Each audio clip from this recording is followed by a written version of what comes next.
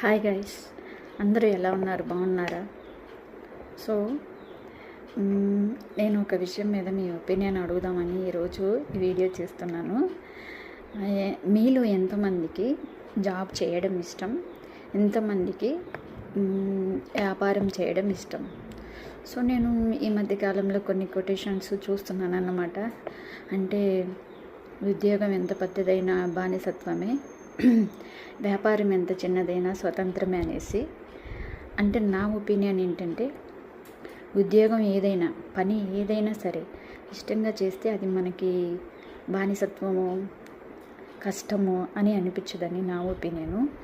so అయితే వ్యాపారానికి విషయానికి వస్తే, వ్యాపారం చేయడం మంచిదే, కానీ ఆ వ్యాపారంలో వచ్చే ఒడిదుడుకులు అంటారు కదా, అంటే